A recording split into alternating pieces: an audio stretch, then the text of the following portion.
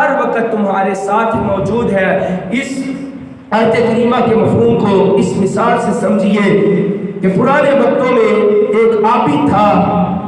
اس نے یہ ارادہ کیا، چلہ کھینچنا شروع کیا، چلہ کشی اختیار کی کہ وہ 40 دن کے لیے چلہ کرے گا، اعتکاف پر بیٹھے گا تاکہ اسے اللہ کی زیارت نصیب ہو جائے۔ چنانچہ اب چلہ کا دورانیہ شروع ہوا پیریڈ، تو دن کو وہ روزہ رکھتا اور رات کو قیام کرتا تھا، اور اعتکاف کی وجہ سے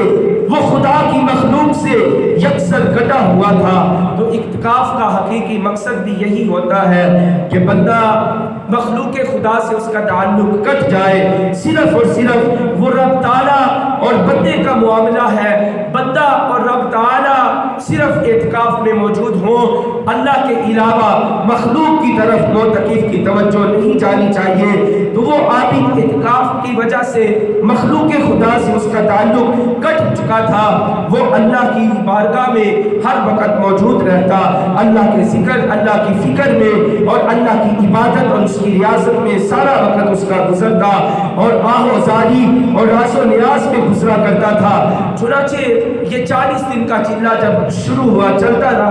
رہا حتیٰ کہ 36 دن گزرے۔ تو جب 36ویں رات آئی تو اس عابد نے ایک آواز سنی غیب سے کہ شام کے 6 بجے تانبے کے بازار میں، اسٹیل مارکیٹ میں فلاں تانبا ساز کی دکان پر جاؤ، سنیار کی دکان پر جاؤ اور خدا کی زیارت کرو۔ اور وہ عابد بڑا حیران ہوا کہ میں یہاں پہ بیٹھا ہوں 40 برس کی 40 دنوں کے چلہ کشی میں، تو اللہ سبحانہ و تعالیٰ تو مجھے اسٹیل مارکیٹ میں اپنا پتہ بتا رہے ہیں، وَهُوَ مَعَكُمْ أَيْنَمَا كُنْتُمْ، وہ ہر وقت تمہارے ساتھ ہے، تم کہیں بھی موجود ہو۔ ضروری نہیں کہ اللہ مسجد میں ہی ملتا ہے، اعتکاف کے حالت میں ہوں یا ہم جنگلات میں جائیں، اس کی عبادت اور ریاضت میں مصروف ہوں، اگر ہم دنیاوی کاروبار میں بھی ہوں، بازار میں ہوں، اگر دل میں اللہ کی یاد موجود ہے تو سمجھ لے کہ اللہ ہمارے ساتھ ہے، اور ہمیں اللہ سبحانہ و تعالی اپنا قرب اور وصل عطا فرما رکھا ہے۔ اسی لیے بزرگان دین کا مشہور مقولہ ہے کہ ہاتھ کار ولے دل یار ولے، یعنی بندہ دنیا کے کام کاج بھی کرتا رہے، کاروبار بھی کرتا رہے، لیکن اللہ کی یاد سے غافل نہ ہو۔ اللہ کی یاد بھی دل میں موجود ہونی چاہیے۔ جب اللہ کی یاد دل میں موجود ہوگی تو پھر بندے کا خود دل کرے گا کہ وہ اللہ کی عبادت اور اطاعت میں زندگی گزارے۔ جب اس کو اذان کی پکار سنائی دے، اس کا دل کرے گا کہ میرے رب کا مجھے بلاوا آ رہا ہے، لہٰذا وہ اپنے کاروبار ٹھپ کر کے، کام کاج کو روک کے، مصروفیات میں سے قیمتی وقت نکال کے وہ اللہ کی بارگاہ میں جب سبزہ ریز ہو جائے گا تو اللہ سبحانہ و تعالی اسے اپنا ضرور قرب اور وصل عطا فرمائے گا، کیونکہ وَهُوَ مَعَكُمْ أَيْنَمَا كُنْتُمْ۔ اب عابد وہ وقت مقررہ سے پہلے اسٹیل مارکیٹ میں پہنچ گیا تو اس نے وہاں کیا دیکھا کہ ایک بڑھیا ہے، بوڑھی عورت ہے، جس نے ہاتھ میں اسٹیل کا برتن یعنی تانبے کی کوئی دیگچی چھوٹی سی پکڑی ہوئی ہے، اور وہ ہر تانبا ساز کی دکان پہ جاتی ہے، کہتی ہے، اس کا ریٹ لگواتی ہے کہ مجھے اس کی یہ اسٹیل جو دیگچی ہے یہ سیل کرنی ہے، بیچنی ہے، لہٰذا اس کی قیمت بتاؤ۔ تو ہر تانبا ساز یہ کہتا کہ 4 دینار سے زیادہ ہم اس کی قیمت نہیں دیں گے۔ وہ بڑھیا کہتی کہ میں 6 دینار میں بیچوں گی۔ اب اس کی ڈیمانڈ 6 دینار ہے، اور جو دکاندار ہے، تاجر ہے، بزنس مین ہے، تانبا ساز سنیارے ہیں، وہ کہتے کہ ہم 4 دینار دیں گے۔ بالآخر وہ عابد کہتا ہے کہ وہ بڑھیا چلتے چلتے بازار میں گھومتے گھومتے اسی طرح ایک تانبا ساز کے پاس جاتی ہے، سنیار کے پاس جاتی ہے، جو اپنے کام کاج میں مصروف ہے، جو کام کاج اور اپنی دکان کے معاملات دیکھ رہا ہے، اور جو گاہک ہے، کسٹمرز ہیں، ان کو ڈیل کر رہا ہے۔ وہ بڑھیا اس کے سامنے کھڑے ہو کے کہتی ہے کہ اے تانبا ساز، میں یہ دیگچی اپنا برتن بیچنا چاہتی ہوں، کیا 6 دینار ملیں گے اس برتن کے؟ تو اس ताजिर ने निगाहें उठाई और बुढ़िया की जब चेहरों की उसने जुरजुराहट को देखा और झिल्लियों को देखा चेहरे की, तो उसके अंदर इंसानियत की शफकत, इंसानियत जाग पड़ी। उसने कहा कि ये बुढ़िया है और पता नहीं क्या इसको ज़रूरत पेश आई है कि ये सुबह से मार्केट में घूम रही होगी और ये घर की देगची तक बेचने के लिए तैयार हो गई है। चुनाचे उस ताजिर ने कहा कि 6 दिनार ही बुढ़िया तुम्हारी डिमांड क्यों है? तो उस बुढ़िया ने कहा कि मेरा एक ही इकलौता बेटा है। अब उसने अपनी दास्तान, अपना हाल-ए-ज़ार, दिल का हाल सुनाना शुरू किया बुढ़िया ने, और आंखों से अश्कों की बरसात शुरू है। वो बुढ़िया कहती है, ऐ ताजिर, मेरा एक ही बेटा है और वो भी बीमार हो चुका है। अब डॉक्टरों से उसका बड़ा इलाज मुआवजा करवाया तो डॉक्टरों ने उसके लिए जो कोर्स लिख के दिया है, उसकी दवाइयों की तादाद, उसकी दवाइयों का जो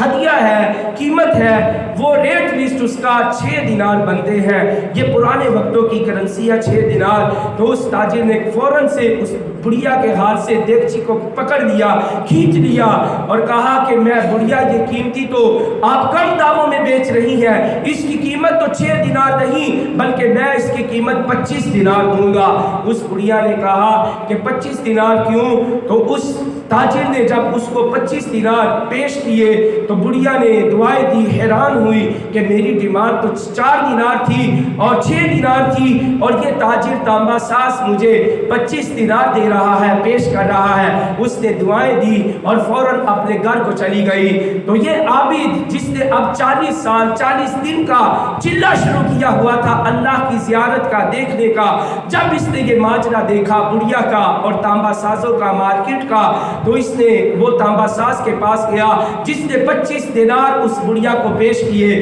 कहा कि लगता है चचा तुम्हें कारोबार नहीं आता, ये बुढ़िया कब से मार्केट में घूम फिर रही है और कोई भी तांबे वाला इस देगची की कीमत 4 दिनार से ज्यादा नहीं लगा रहा, तो तुमने 25 दिनार इसको दे दिए, मामूली सी देगची को इतनी बड़ी कीमत में खरीद लिया। तो वो ताजिर कहने लगा कि तुमने देखा नहीं, वो बुढ़िया मुझे अपनी दास्तान सुना रही थी, अपने बेटे का दुखड़ा बता रही थी, तो मैं उसको देगची को नहीं खरीद रहा था बल्कि मैं उसके बेटे की दुआई की उसको कीमत दे रहा था और पूरे हफ्ते की देखभाल का जो साजो सामान था घर के राशन के लिए मैंने उसे 25 दिनार अदा कर दिए, दे दिए, ताकि वो अपने घर का खर्चा चला सके, अखराजात पूरे कर सके और उसको दोबारा घर का कोई बर्तन बेचने की नौबत ना आए। आबिद कहता है कि मैं सोच में पड़ गया कि ये क्या माजरा है। इतने में उसे गैबी आवाज आई कि अल्लाह का दीदार, अल्लाह की ज़ियारत चिल्ला कशी में पोशीदा नहीं है। अल्लाह की ज़ियारत तुम्हें मस्जिद में नहीं हो सकती, तुम्हें अल्लाह की ज़ियारत इबादत और रियाजत करने से, भूख और फाका प्यास करने से और जंगलात में भटकने से नहीं हो सकती, बल्कि तुम किसी गरीब का आसरा बनो, किसी की मदद करो, किसी जमाने के सताए हुए का तुम दुखड़ा सुनो, उसकी हेल्प कर दो, उसकी ज़रूरत को पूरा कर दो। तो अल्लाह फरमाता है हम खुद तुम्हारी ज़ियारत को आएंगे। वहुवा माअकुम ऐनमा कुंतुम, तुम कहीं भी चले जाओ अल्लाह हर वक्त तुम्हारे साथ मौजूद है। इसलिए हमें इस वाक़ये से ये दर्स मिलता है कि हमें पता है हमारे मुआशरे में कोई बेवा है, कोई यतीम मौजूद है, कोई मिस्कीन है, हमें उसका आसरा बनना चाहिए, उसका दस्तो बाजू बनना चाहिए। अल्लाह तबारक व तआला के महबूब करीम सल्लल्लाहु अलैहि वसल्लम ने इरशाद फरमाया कि जो शख्स अपने किसी मुसलमान की एक हाजत को पूरा करता है अल्लाह उसकी 100 हाजतों को पूरा फरमाएगा। 70 उनमें से आखिरत की होंगी, 30 उनमें से अल्लाह के महबूब ने फरमाया दुनियावी हाजतों को अल्लाह पूरा फरमाएगा। और एक रिवायत के अंदर आका करीम सल्लल्लाहु अलैहि वसल्लम ने इरशाद फरमाया जो मुसलमान अपने किसी मुसलमान भाई ज़रूरतमंद की ज़रूरत को पूरा करता है तो अल्लाह तबारक व तआला ज़रूरत पूरा करने वाले को 70 हज्जों का सवाब अता फरमाता है। आज एक हज अदा करना पड़े तो उसके जो अखराजात कम से कम 15 लाख बंदे के पास हो तो फिर हज की अदायगी की जा सकती है और उसकी भी गारंटी नहीं कि वो कबूल होगा या नहीं होगा। लेकिन इधर अल्लाह के महबूब सल्लल्लाहु अलैहि वसल्लम हुकूक मुस्लिम बयान फरमाते हुए फरमाते हैं तुम अगर मकबूल हजों का 70 मकबूल हज का सवाब पाना चाहते हो तो तुम्हें बैतुल्लाह के गिर्द तवाफ काटने کاٹنے کی ضرورت نہیں ہے، صفا و مروہ کی سعی کرنے کی ضرورت نہیں ہے، تمہیں جو شیطان جملات ہیں